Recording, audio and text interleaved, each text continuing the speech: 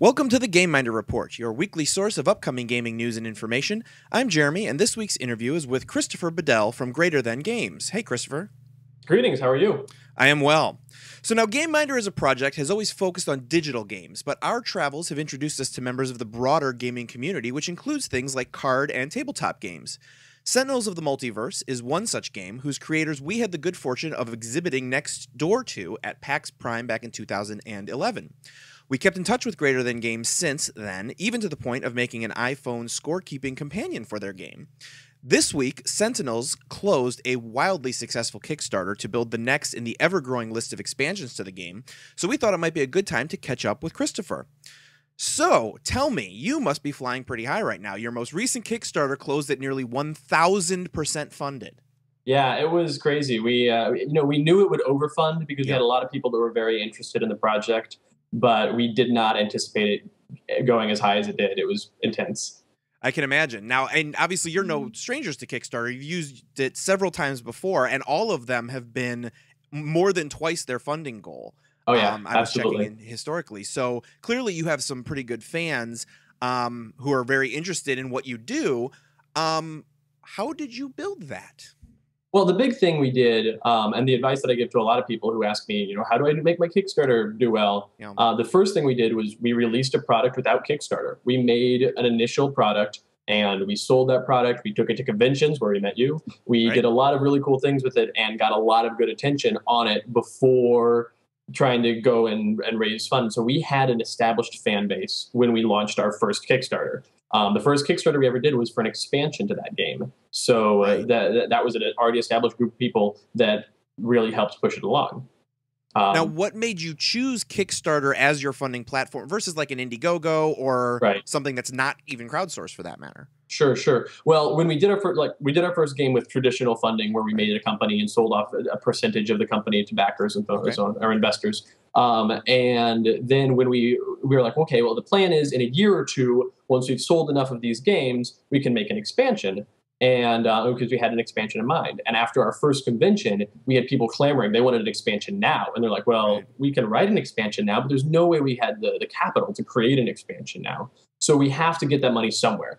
And Kickstarter came up, and we looked at Kickstarter, and we looked at a couple of other crowdfunding platforms. But at that point, the Kickstarter name was big enough that it was certainly worth going with something where there was an established base of users already.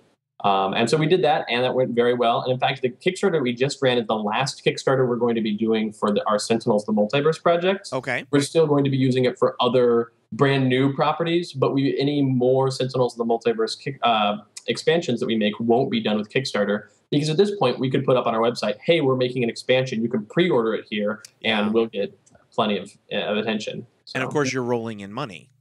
I'm not rolling in money, certainly. And actually, people are saying, so what have you bought with that money? Like, well, nothing yet, because we don't get that money for a couple more weeks, the way that Kickstarter works. But, and actually, we were just this morning making plans on what size print runs we're going to do based on how much money we made. Sure. And all that money is going to be gone. We're going to get it. We're like, oh, the money, and then we're going to give it away. So now how much warehousing do you actually do? So like when you're thinking about doing a print run, how many do you just print up all the ones that were actually sort of ordered by the Kickstarter, or do you do it some multiple of that, or how do you do it? We've never done a print run of under 5,000 copies, which is actually really high for an indie game company. A lot of the smaller indie game companies where it's just a few guys making a product do 200, 500, 1,000 if they're big time copies of their game. And for us, it's not worth it to do under 5,000 copies. When we did the initial print run of Sentinels of the Multiverse, we did 5,000 copies and we sold out in 6 months. So like the reprint that we did of the enhanced edition that we did this fall, we did 10,000 copies of that. And we're already looking at doing a reprint next summer. So it's certainly moving along very quickly. But I mean, we knew we were going to do at least 5,000 copies of this most recent expansion, Shattered Timelines. We were definitely going to do 5,000 copies. And then looking at how much money we made and how far of a reach we want to have with it, we're looking at probably doing significantly more than that for our first print run. So. Very cool. So now, you guys, when we say indie developer in the digital world and indie developer in the sort of physical gaming world, they probably have very similar aspects, but they've probably got some things that are very different as well. So like, you can't buy Sentinels of the Multiverse in Toys R Us, but you can buy it where? Well, yeah, I mean, obviously you can buy it online directly from us. Great. You can also buy it from a lot of other online gaming stores. The big thing, the majority of our sales go to distributors that sell it to friendly local gaming stores, brick and mortar gaming stores that are specifically game hobby stores. And they're not Toys R Us. They are a tabletop centric sort of store. And there's a lot of those. There's a ton of them. I go travel around pretty much anything that's within a 4-hour drive from me. I'll drive to a store and do a Sentinels day and try to do things like that just to get the word out and get people excited. But so that's where that's where the majority of our sales happen, is out of those stores, and that's really awesome. That's what we want. What makes us an indie developer is that we're not one of the big established names in the company. Currently, we're just a one game company. I mean, we have several expansions, but it's all for one game. And being a one game company is not something that is long term feasible, because I mean, in 10, 15 years, very few people are going to be playing the same games that they're playing today. The game turnover rates are high, so we have to really expand. And I mean, next year we're going to be releasing another game, so that's exciting too. Anything to reveal about that? It's a cooperative game. I mean, our first game was a cooperative game, and we made the decision. Is like, you know what? The first game I wrote was a cooperative game. The second game I write, I want it to be a cooperative game as well. I mean, it's already written, but it was like we could release one of the games I'm working on that's not a cooperative game, but I kind of want to be known for that first, so that when I do release a non-cooperative game, people are like, oh, what's this? Well, you know, that leads into another question I was going to ask in a little bit, but cooperative versus competitive gameplay. That was one of the things that when I at PAX, when we all sort of came over and played the game together, that was definitely one of the first things that struck me. It was, okay, we're all working together against that. What made you choose that as sort of the milieu of the game? I claim that I chose that for a different reason than my family does, which I'll get into in a second. I claim that I chose that because I like cooperative games a lot. I love playing them, and I like writing a cooperative game is really complicated, because you have to account for also the balance for it is very different. With a competitive game, if we have a 2-player competitive game, you and I can play it 1,000 times and just tweak the numbers until the balance is right. That makes sense. But balancing a cooperative game is a matter of balancing all the synergies and all the effects, or not having synergies, not allowing them. And I'm all about allowing the synergies and making sure that the characters have good reasons to work together, and they're not working alongside each other. They're actually working together on a single task or on multiple tasks. Well, and I will say that the story of Sentinels of the Multiverse seems very well suited to that. You know, it's obviously rooted in this comic book sort of feel, and having, you know, comic book heroes that can team up and work together in various ways. You know, what is your sort of history in the comics realm that led you to build a game around this concept? Sure. So the artist that did all the art in the game, Adam, he and I have been good friends for about 20 years. And when we were kids, we read comic books and all that sort of stuff. And then I would write comic book stories, and he would draw comic book pictures. And my stories were awful, and his pictures were awful. And then as we got older, you know, that was something that we kind of left behind us, but we still, you know, were interested. Comic book characters are awesome. Superheroes are great. Who doesn't like superheroes? And it just kind of came about that we were hanging out and we were chatting. We're like, you know, there aren't any good comic book superhero games. I mean, we played a lot of card games and board games, and there's a couple of good video games, but there's really, in the card and board game world, at least we didn't enjoy any of the ones that we played. We played a lot of them, and we'd gone and searched at every one. They weren't the itch we were looking for. Some of them are mechanically good games, but you didn't feel like you were a superhero. You felt like you were playing a mechanically good game that had a superhero theme to it. Nah, I wanted to play a superhero. I wanted to be the hero, and I wanted to work together with other heroes, and I wanted to be fighting against unsurmountable odds and somehow triumph in the end. So that was the story that I wanted. That was the theme that I wanted. And so all the mechanics came from that. The story and the theme came first, and then we went, okay, we're going to write that game. We did. So awesome. All right, so you touched briefly on what you do and what he does. So what else happened? Like, who else is involved in the process? I know there's 3 people listed as the company on your website, but that's it. That's it. Okay. Yeah, the 3 of us, Paul, Adam, and I. So I'm the writer and the creator of the game. Adam is the artist who does all the art in the game. And Paul is the business person. He's the reason that we're not just a couple of guys who made a game, because that's what we were. Adam and I had made this game. I had written all the stories and started making all the mechanics, and he'd drawn all these pictures, and we'd gone back and forth and back and forth. And we made all these characters, and we made this game on index cards. You know, on cardstock we printed out at Kinko's and rounded the corners and played the game. We had the game. Great. But we never intended to sell this or do anything with it. We just played it for ourselves. And I played it with a lot of my friends. And one of my friends, Paul, was like, this is amazing. You should sell this game. And I'm like, there's no way. That sounds dumb. Why would I want to do that?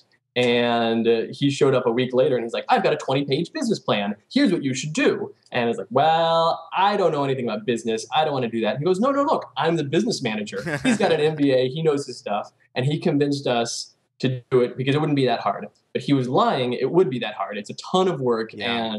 But I am ridiculously grateful to him for twisting my arm and getting me to do this because I've made games all my life. Like I mentioned earlier that my family doesn't believe the reasons that I do the cooperative game. My younger brother claims the reason I made this game is because whenever we would play games as kids, he would never play the game if it were competitive at all because he hated losing. So I would have to rewrite every game to be a cooperative game.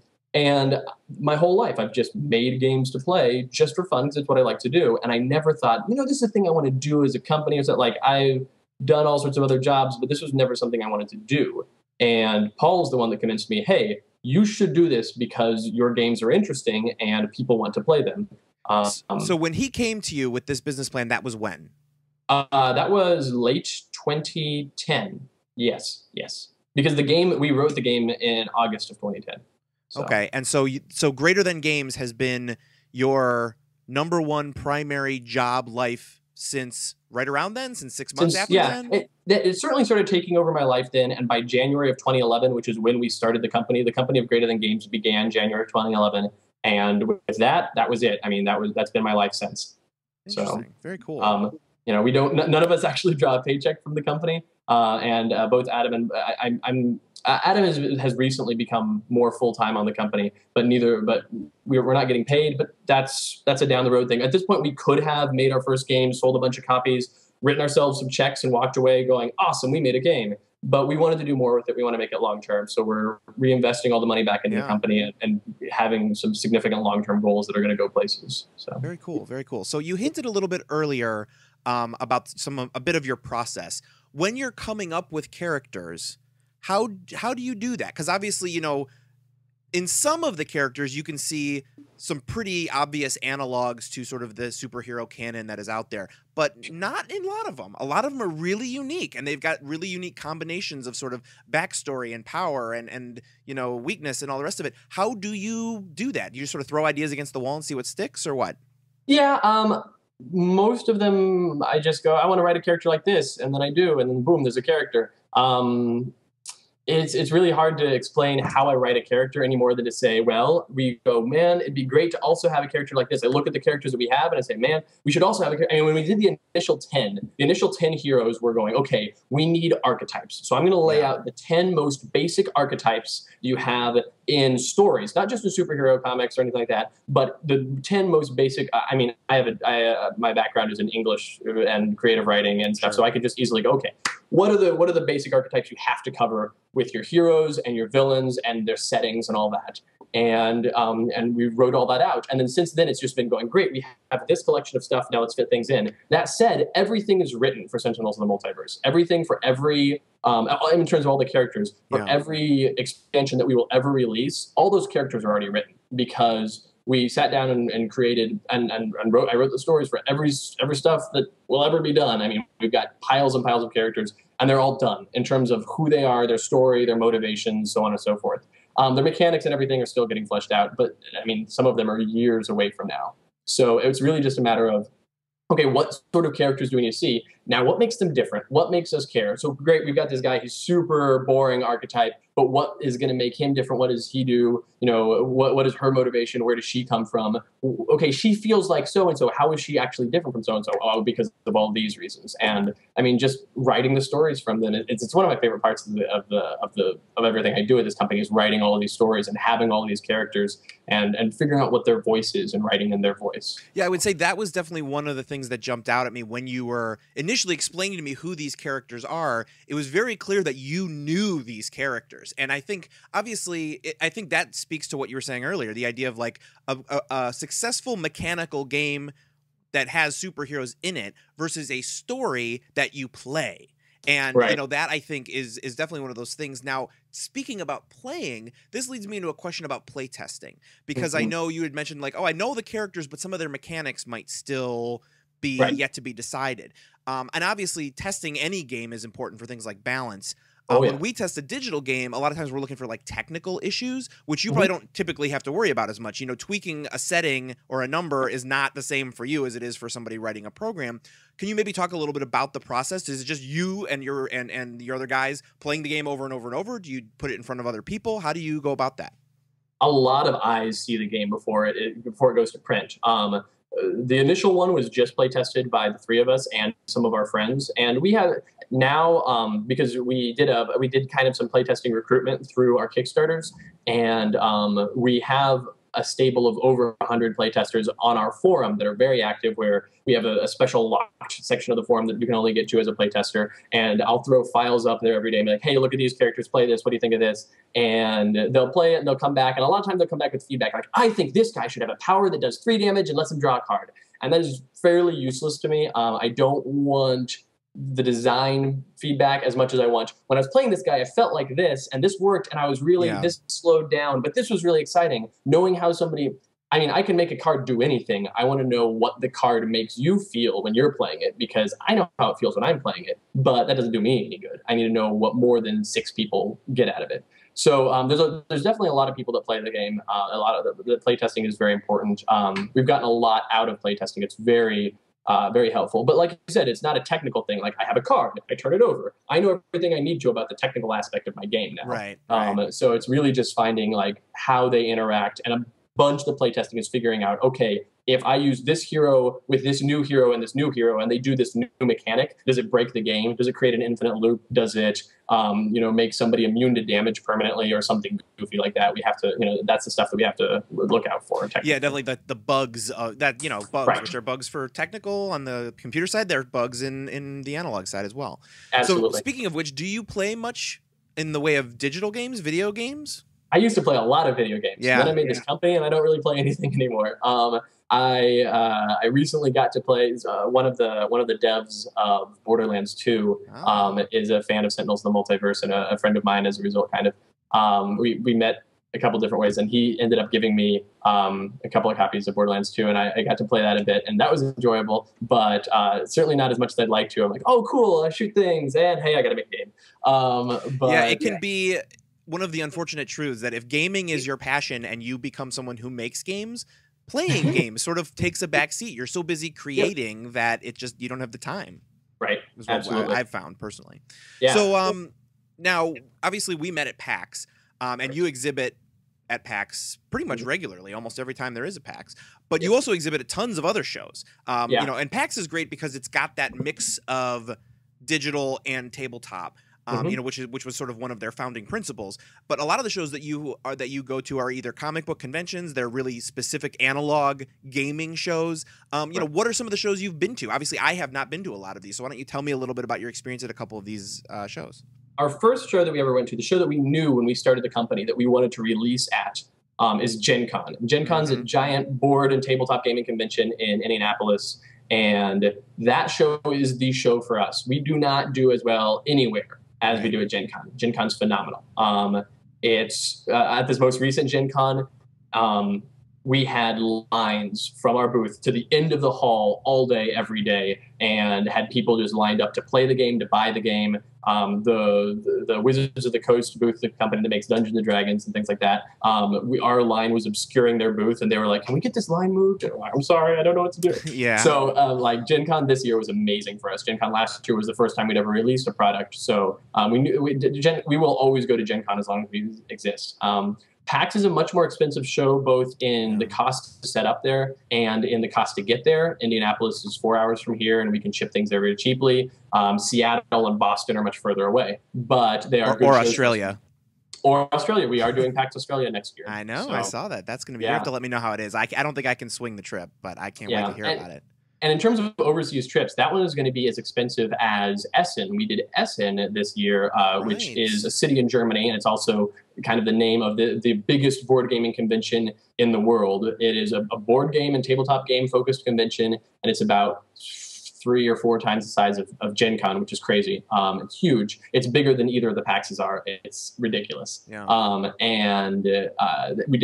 That was a very good show for us. We got there, and with the cost of shipping all of our games there and the cost of getting us there and everything, by the end of setup on day one, we're like, there's no way we're doing the show next year. I mean, it's going to be really cool. We're here in Germany. We had amazing food. I mean, it was a great experience, and we're like, there's no way we're doing it again. And by the end of day one, we're like, okay, we're coming next year, no question. We sold out of everything we brought with us. So it was definitely, that's going to be a cool one to get to go to in the future. And then we do a bunch of other smaller shows. I mean, Origins is a smaller board gaming convention. It's still a decently large convention, but it's definitely not as big as any of the other ones. And then there's a lot of tiny little shows that we'll go do that are maybe like between 500 and 1,000 people there. But, you know, if we can get there cheaply enough, we'll definitely try to make it to every show we can, because, I mean, any place we've ever been, one of the big things on our Kickstarter, we can look at all the addresses of all the people that pledged on the Kickstarter and go, oh, look, there's a big spike in Indianapolis, and there's a big spike in Columbus, Ohio, and there's a big spike in Boston and Seattle, because those are places we've been, and people have met us and gone, oh, yeah, I like these guys. Yeah. So. Well, yeah, you can never really underestimate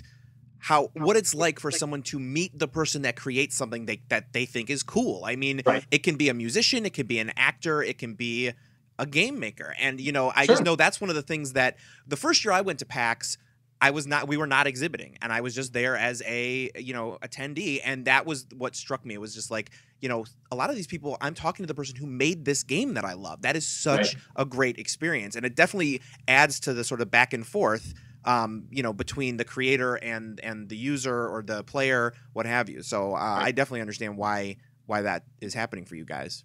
Yeah. All right. I'm sorry. One more time. Go ahead. Well, the same thing happened to us at the PAX that we hung out with you. Notch, the guy who made Minecraft, came over and played Sentinels of the Multiverse, and then we hung out with him later, and he was like, "Oh, I love your game." And we're like, "Yeah, sure." You're kind of a big deal. But yeah, it's very cool to get to. I mean, that's one thing that we really like about the conventions. Yes, it's good for publicity. Yes, it's great for selling the game. We also get to meet cool people who make things, and we also get to meet cool people who love our game. Like, there was a guy at that PAX who came up and had bought us a bottle of whiskey, and he's like, "We want you to have this." And we're like, "Thanks." I mean, it's really cool to get to see all the people and see what they do. You know, so. That's awesome. All right. Well, unfortunately, we are out of time. So why don't you just let me know? So obviously, you've got Sentinels of the Multiverse as the main game, and what are the expansions?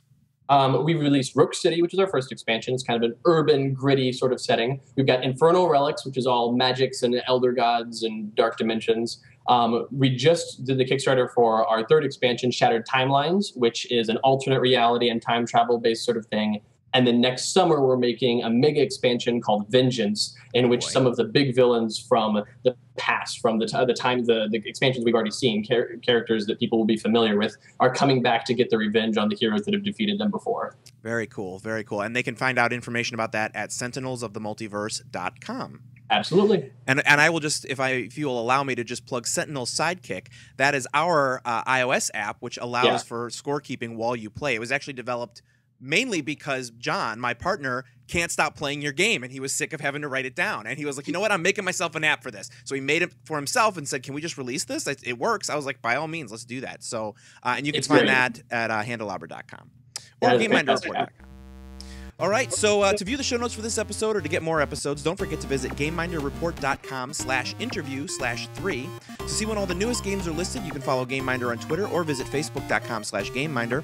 And to track all your favorite upcoming games, visit GameMinder.com or download the brand new app just released this week for iOS or Android. And finally, I just want to say thanks to our guest today, Christopher Badell from Greater Than Games. Thank you, sir. Thank you. You are an officer and a gentleman.